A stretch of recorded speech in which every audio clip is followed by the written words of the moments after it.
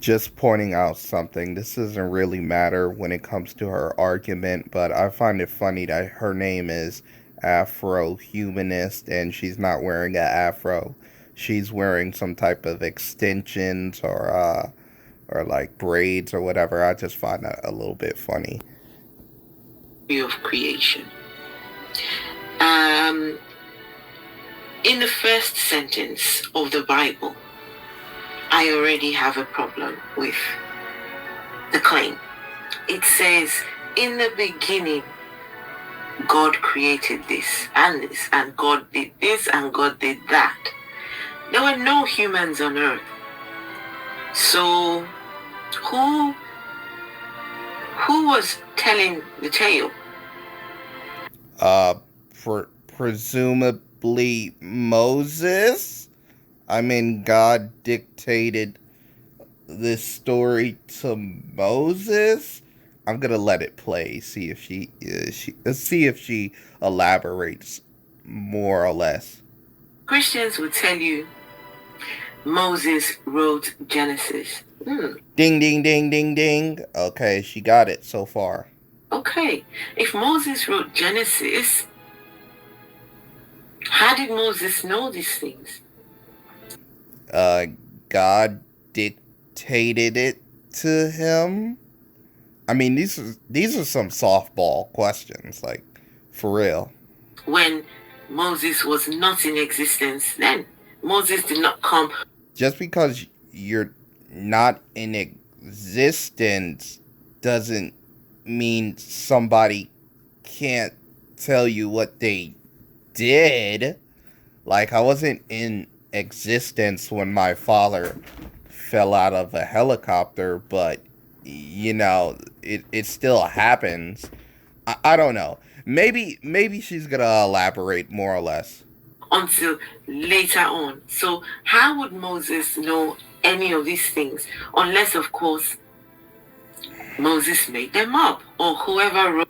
No, God told Moses. God dictated this to Moses. And as an atheist, wouldn't you even think that Moses is a fictional character or something? Or maybe she hasn't gone to that point of atheism where she just denies Moses or whatever. I guess Moses didn't part the Red Sea. He just made a random book about it. I don't know. This tale made them up. So that's already a problem because we don't know who, or even if we do know, or how did the person know these things? Were they hiding in the bushes? I I I mean they know these things because God dictated it to him. I mean these are some very weak observations. Like oh gosh. Were they were they beside God when God was creating these things? You know, just You don't have to be beside a person for them to dictate what happened to them. Like, I wasn't beside my father when he met my mother at Waffle House, but he told me about how he met my mother at Waffle House, and I believe him. Okay. doesn't make any sense.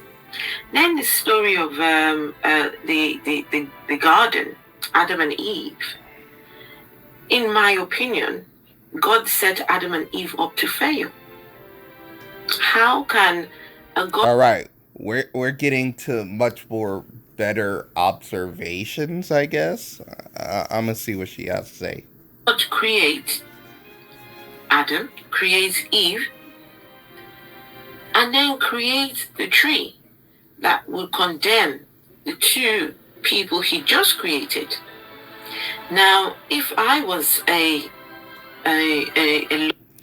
Well, here's the thing. I mean, the tree was most likely planted there by the devil, or just naturally grew because they were in a supernatural garden. But just because there are certain things that exist that you're not supposed to like eat doesn't mean that you're set up, like somebody's setting you up for failure. Like as a kid, my mom told me not to touch the cookie jar, and she would pretty much have the cookie jar in front of my face. Now, if I ate of that cookie jar, it's not like she's setting me up for failure. It's not like she has to put a cover over the cookie jar or try to hit it. I should just naturally not eat from the cookie jar because she said so. I mean, better observation, I guess, but still weak logic. Loving mom, well, I am a loving mom, and I know that's I thought she said oven mom. I was afraid she was about to go like Nazi World War II concentration camps on us. Oven mom. if I put something in sight and my child were to touch it, eat it, and it will cause them harm, guess what I would do as a mom, as a good mom? I'll take it out of the way. Make sure. I mean, you would have, I guess you would have prior knowledge that your child may eat of it, but just because it's in your child's sight doesn't mean you automatically think they'll eat of it. Like like those little Tide Pods. Many children sometimes eat like the Tide Pods and shit like that, and they really get messed up. But it's not like you just jump to the conclusion, hey, hey, my child's. And by the way, Adam wasn't even a child. He was a grown man at this point. Lived hundreds of years. He knew better. It wasn't a child. Like come on. It's nowhere in sight. I wouldn't deliberately put it right in the center where they can see. Why not? I mean, if you raised up your child right, he would know not to put strange stuff in his mouth, especially after you said not to. I don't know what type of parent you are, personally. It's where they can touch it and then tell them, don't touch it, knowing that, we're very curious beings. We want to know. Well, the curiosity stopped when I was a little kid when my mom said don't do something. Like, if you're old enough to be told, like, hey, don't do this.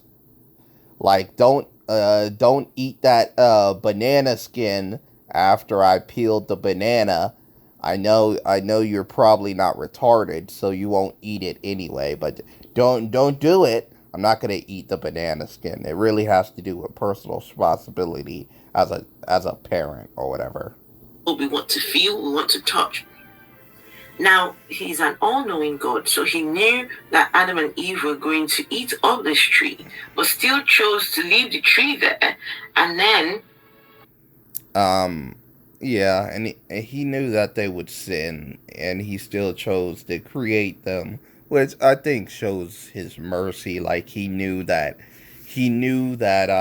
they would still like sin, and I don't think the tree was necessarily that special. I think it was more or less a symbol of, hey, you need to follow God. You need to follow what God says. And there was like 20,000 trees, but he told you not to eat this one. You shouldn't have. Walks away when the serpent came around. You would think that a good God would have stepped in before the serpent had the chance to deceive them. But guess what he does? He only turns up after they had eaten from the tree. I'm sorry. Why does it keep cutting to different pictures of her wearing weaves? It's kind of distracting. Like either you're going to have a video format or you're going to have a fucking one image format. It's really it's really distracting. And starts to ask very silly questions when he knew what had happened. I mean, back to my mother. Like when I would get in trouble, my mother would ask me, like, just things to see if I would tell her the truth. She already knew that I did these things. Like when I was a kid, I actually ran around, put like my hand filled with paint on like the rug and stuff like that, and she would say, "Hey, who did this? Who did this?" And I would have to confess it was me. She already knew it was me because there was paint. There was like a little child-sized hand, and I was the only person in the room, so she knew it was me. But she would ask me this in order to see if I would tell the truth. God did the same thing. Okay, let us give the benefit of the doubt and just assume that the story is true. And you're telling me that it's enough to punish the whole of humanity because two people ate of a tree. Well, the fruit of a tree. Yeah. I mean, Adam brought the first rebellion against God, and more or less, we all had to pretty much be punished. It's like when your mom does a crime and she lands herself in jail and she's pregnant, right? And more or less, you have to be punished by going to foster care because your mom is like in jail. And any of you who went through the foster care, you know that it's pretty bad. It's pretty rough, but it's better than nothing, more or less. So yes, one person can affect the whole world. So yes, if you want me to answer the question. How is this? How is this something that is acceptable? That humanity becomes condemned because two people ate of Damn, I'm sorry. She's called Afro whatever, and she has no pictures of an Afro. It's just fucking weave everywhere. Like, come on. Like, really? It's just weave and makeup and shit.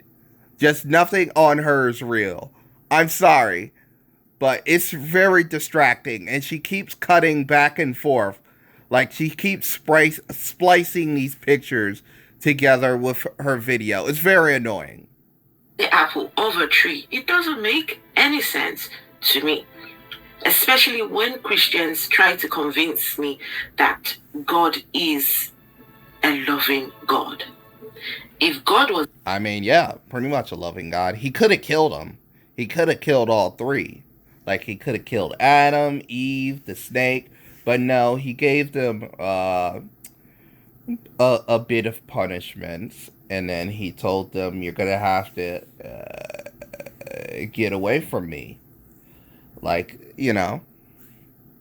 So yeah, so that's my argument. the loving God, I think he should have at least forgiven Adam and Eve. Why? Just because, I mean, he did forgive them.